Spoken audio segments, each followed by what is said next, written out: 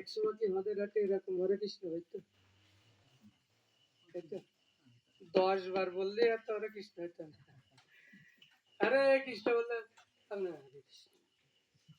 আবার কেউ কেউ পিছনে ওই তো প্রভু প্রভু একটু বলেন ওই ছিল না, আজকে কি তাই হয়? এটা প্রভুপাদের করুণা। প্রভুপাদের গৃহ, সুন্দর একটা গৃহ তৈরি করেছেন।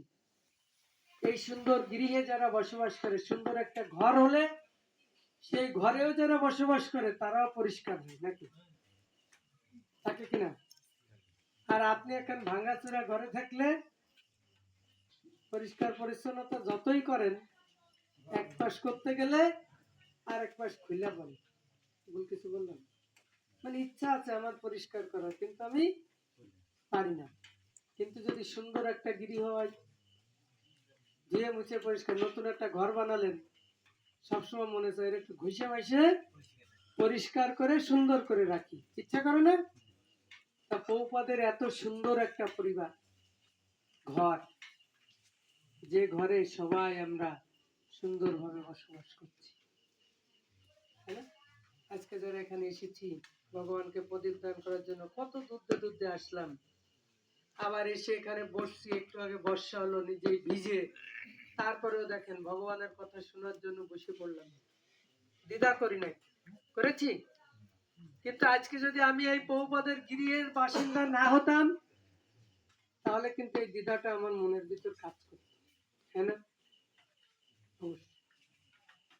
দেখেন বহুপদের কি করুণা, যে আমি মাঝে মধ্যে ওই প্রভুর সাথে যাই, মামার সাথে বিভিন্ন এমন এমন জায়গায় যাই, যে জায়গাগুলোতে আমরা কোনোদিন স্বপ্নেও ভাবি না যে এই জায়গা আমি আসবো, তাই না? কিন্তু এমন এক এক জায়গা দিয়ে ফোন করে যে প্রভু আমাদের এখানে একটা প্রোগ্রাম আছে, আপনারা একটু আছে। তা আমরা সেই জায়গাতে যাই, যে দেখি যে এত সুন্দর একটা, মানে এত দূর এবং এত দুর্গম এলাকা, কিন্তু সেখানে যে তখন যাদের ভক্তিগুলো যদি আপনি দেখেন, তাহলে সারা দিনের কষ্টটা আপনার আর মনে হবে না, বুঝতে পারছেন? আমরা একসময় খুলনা থেকে যেতাম, এই যে আপনারা যারা জানেন যে নিউ মার্কেটের পিছনে, খুলনা নিউ মার্কেটের পাশে পিছনে একটা ডোম পাড়া ছিল, ডোম, ডোমের আতা, এই জায়গা দিয়ে আমাদের শিববাড়ি মন্দিরে একটা গুরুকুল ছিল, এখানে অনেকগুলো স্টুডেন্ট আসতো।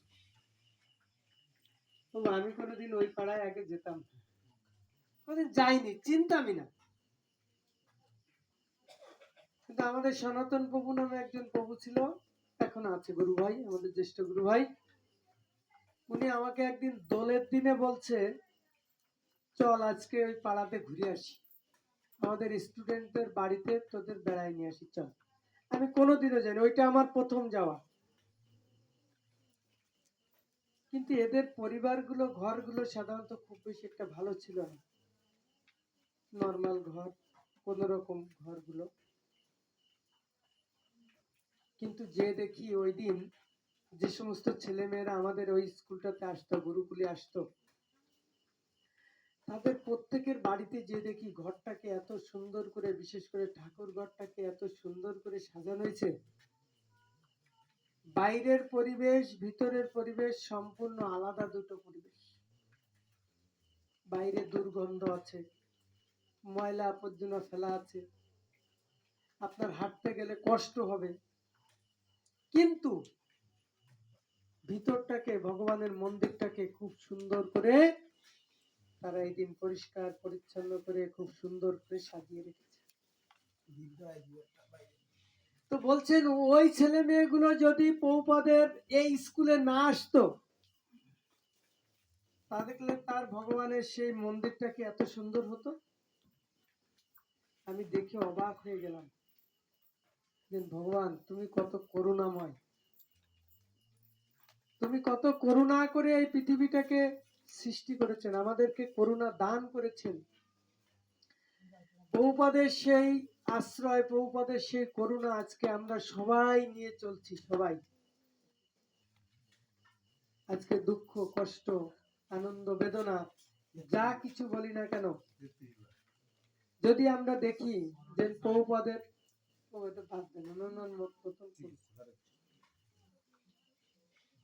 আমরা যখন এই কাজগুলো দেখি, দেখেন এই মানুষগুলো কেন আপনাদের দুয়ারে বারবার আসে? তিনি অনেকবার এসেছেন, আমি ওনার সাথে অনেকগুলো প্রোগ্রাম করেছি আপনাদের এখানে। দেখেন কত কষ্ট করে, সারাদিন অনেক প্রোগ্রাম করেন। তারপর মানুষ সন্ধ্যার পরে, ব্রহ্মচারী যারা আছেন সাধারণত সন্ধ্যার পরে তাদের নিজেদের সাধন ভজন, জপ টপ যা কিছু আছে এগুলো আস্তে করে সারেন। কিন্তু দেখেন ওনারা সেই জায়গাগুলো বাদ দিয়ে সন্ধ্যার পরও গভীর রাত পর্যন্ত ওনারা আমাদের জন্য ছুটছেন। নাকি ভুল কিছু বললাম? তাহলে আমরা তাদের করুণাগুলো ধরে রাখতে পারছি না। ওনারা যে কষ্ট করে আমাদের মাঝে বারবার ছুটে আসছেন, বারবার করে আমাদেরকে বুঝাচ্ছেন যে আমাকে একসময় ফিরে যেতে হবে ভগবানের কাছে, সেই পথগুলো ওনারা বারবার করে আমাদেরকে দেখাই দিতে চাচ্ছেন বা আসছেন দেখানোর জন্য। কিন্তু আমরা সেই পথগুলো ধরে রাখতে মনে করছি প্রভু গেলাম, শুনলাম পাঠ, বাড়ি চলে গেলাম, যা প্রতিদিনের কাজ আবার সেই কাজের সাথে লিপ্ত হলো। কিন্তু পৌষ পুরুষোত্তম মাসে আপনি পাঠ শুনলেন, কীর্তন শুনলেন, এটার যদি একটা কাজ যদি আপনার জীবনে আপনি লাগাতে পারেন, গ্রহণ করতে পারেন, তাহলে আপনি জীবনে একজন সুখী মানুষ হবেন। সুখ আপনাকে ধরা দেবে। এই জড়জগতে একমাত্র হরিনাম ছাড়া আর ভাগবত কথা ছাড়া এই জড়জগতে কোনো কিছুতে সুখ দিতে পারে না। সুখের বস্তু হচ্ছে দুইটা, একটা ভাগবতম, একটা হরিনাম সংকীর্তন। আপনি যদি এই দুটো জিনিস আপনাকে হৃদয়ে ধারণ করতে পারেন, গ্রহণ করতে পারেন, তাহলেই কেবল আপনি এই পৃথিবীতে পরম সুখী একজন মানুষ। আর যদি এই দুটো আপনার হৃদয়ে না থাকে, তাহলে আপনার হৃদয়ে থাকবে কি? থাকবে বিষয়, বিষয়ের প্রতি আসক্তি। বিষয় মানুষকে ক্ষণিক সুখ দেয়, তারপর দুঃখ আপনাকে দেয়। মনে করেন আপনার শরীরে চুলকানিয়েছে, যখন আপনার শরীর চুলকায়, চুলকাতে চুলকাতে রক্ত বের হয়ে যায়, তারপরে কি চায় মন? আর একটু চুলকায়, চাই কিনা? একটা সময় যখন রক্তটাও বের হয়ে যাচ্ছে, চুলকানিটা যখন শেষ হয়ে যাচ্ছে, এইবার যখন যন্ত্রণা শুরু হচ্ছে, তখন কি মনে হয়? কেন আমি এত চুলকালাম, একটু কম চুলকায় পারতাম নাকি? পারতাম কিনা? দেখেন আমরা এই সংসারের ভিতরে যখন ঢুকি, তখন ওই চুলকানির মতন চুলকাইতে চুলকাইতে মানে খাটতে খাটতে জীবন শেষ। তারপরেও মনে চায় যে ছেলে মেয়ের জন্য যদি 1,00,000 টাকা থুয়ে দিতে পারতাম, তাহলে আমার আরেকটু ভালো ঠেকত। কিন্তু ছেলে মেয়ে যখন আপনি কর্মক্ষম যখন হারালেন, ছেলে মেয়েরা যখন বললো বাবা পালঙ্কে শো, এবার বারান্দায় যাও, তাহলে চুলকানি শেষ হয়েছে। এইবার আপনারা কোথায় দিল? বারান্দায় দিল। এইবার কি মনে হবে? এই সংসারের জন্য জীবনে এত না খেটে এইটুক যদি ভগবানের জন্য দান করতাম, সেই সময় অনুভূতি বোধ আসে। তার আগে কারো আসে? আসে? বলছে না। তো আমার এই অনুভূতি বোধটা, এই চেতনা বোধটা সময় থাকতে আমার ভিতর জাগ্রত করা, এটা যখন আমার ভিতর জাগ্রত হবে, দেখবেন ভগবানের অপার করুণা আপনি লাভ করতে পারবেন।